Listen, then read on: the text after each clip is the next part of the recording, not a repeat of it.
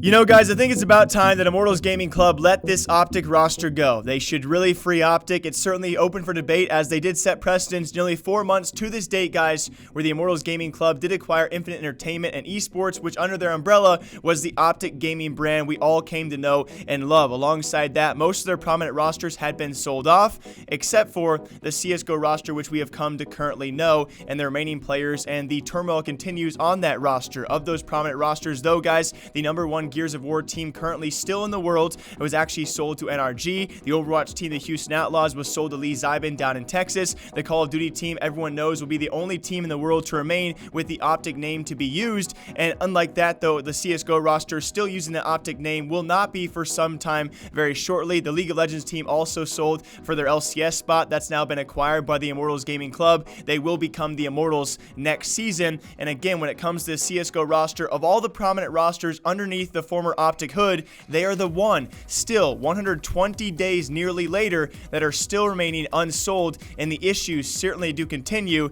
And it's getting very, very weird, because this does set precedents for, publicly at least, very, very blatantly publicly, with this acquisition, Immortals Gaming Club, they owned 2 teams inside the same esport, MIBR and OpTic, currently in CSGO, and OpTic is still seemingly trapped underneath this hood. And it's very weird because, like I said before, it does set a precedent. It's the first time publicly where it's so obvious that a team does own 2 teams inside the same esport. Yeah, it might not be a conflict of interest now, but it is a blatant conflict of interest and should be against some rules out there. We're all well aware of that, but still they continue to play under that OpTic name, and of course under the Immortals Gaming Club organization, all in all, alongside teams like MIBR out there. And we do not know the deadline out there. There has to be some dead set deadline where these players must be removed, they must be sold, and they must be out of the organization, which clearly by now there is no interest to buy these players as their current core, because their current core continues to suffer. We have Config obviously pissed off, wanting to leave because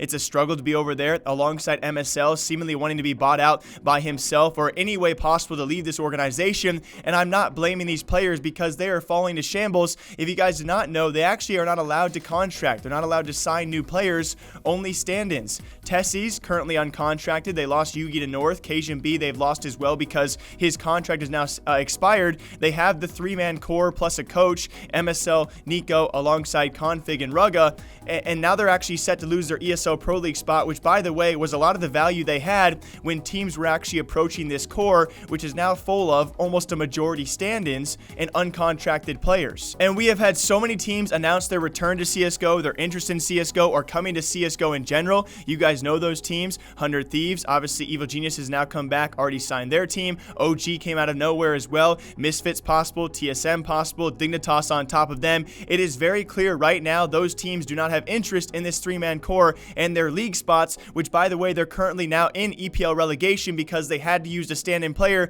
because they couldn't sign a new player. So now they're going to be losing potentially their ESO Pro League spot. Like I said before, a lot of the value they do offer to a new organization is that league spot, which could be gone very shortly here. And so it really begs the question, and when it comes to this, yes, it's a first case scenario we've ever seen this, win as a community, win as some sort of regulatory system out there. Do we force OpTic to let these players go and go off on their own and take offers and field offers, or at least play under another organization's hood?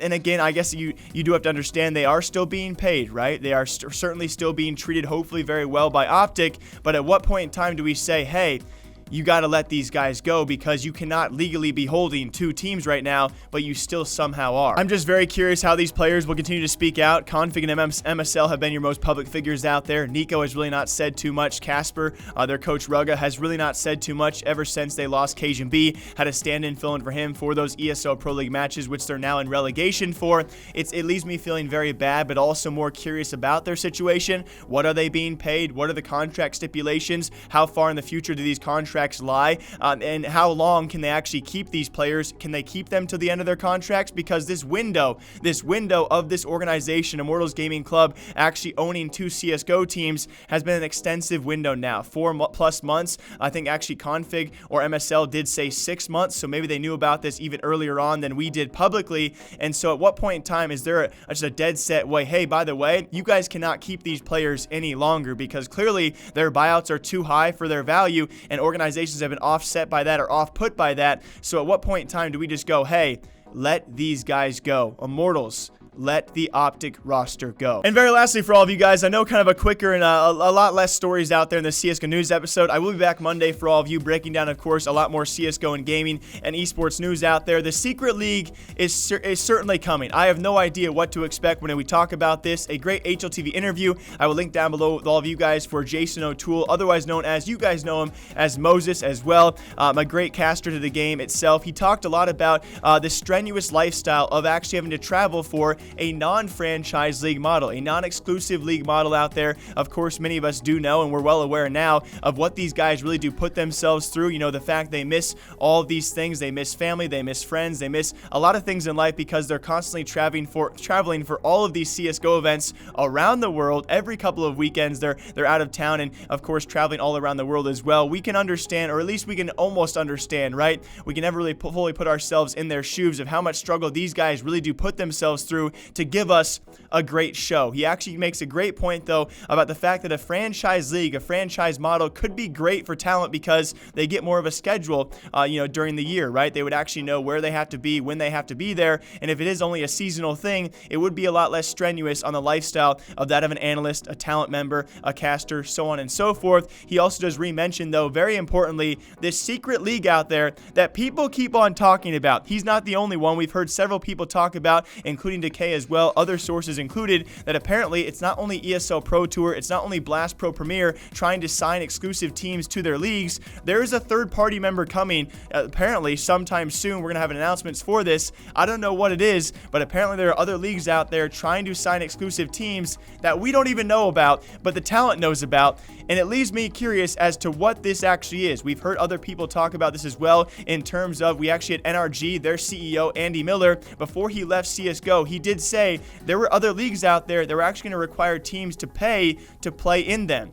Could that be what Moses is talking about? Could that be what Decay is talking about? I have no idea, but there's a secret league coming to CSGO, and we're going to find out what it is. This video has been a variety of emotions from me. It's been from serious to sad to like just kind of raging right now, and yeah, I don't know. I think I've had too much coffee. As always, I hope you guys all enjoyed, though. I wanted to really touch on two topics this morning, that being free OpTic.